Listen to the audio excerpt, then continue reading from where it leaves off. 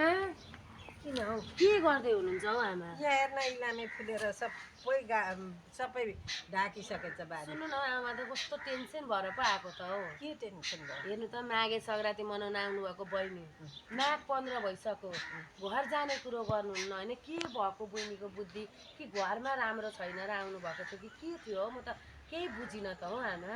बोलाउनु त एकचोटि बहिनीलाई बोलाउनु त। हो र? हो त नि, एकचोटि बोलाएर सल्लाह गर्नु त ठुली? भएन हौ आमा। ठुली? हजुर आमा।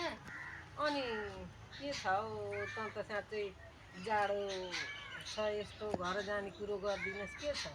अनि म त जान्न है आमा, घरमा यति आमाजू नन्द आमाजू थुप्रेर बसिरहेको म चाहिँ त्यति भाँडा मोलेर बस्नु यो जाडोमा चिसो लाग्दैन मलाई चाहिँ। लु बुढी भएपछि आमाले कसरी गर्नुहुन्छ हौ?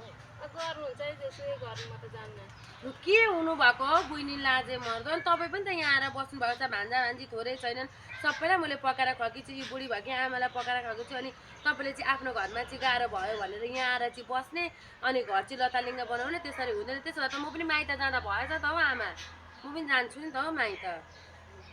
लु ठुली जा, त पनि घर जा। अब यो पनि हुने हो नि त म त मर्छु त यो जाडामा के गर्नु? मलाई चाहिँ चिसो लाग्दैन त, कतै गर्नु हौ म चाहिँ हौ आमा। लु भएन भएन आमा, यस्तो पाराले हुँदैन। थपकिन म बहिनीलाई घर पुगाएर आउँछु। ती बुढी भएकी सासूलाई चाकर गर्नु पर्दैन। पर्छ नि। हो त अनि हुँदैन। ल ल आमा, म बहिनीलाई घर पुगाएर तैँले आउँछु। गर्दा भएर यही डेली मैले के गर्नु यहाँ एक्लै? ल ल जान्छु अब के गर्नु। ल लु ठिक पारेर पठा।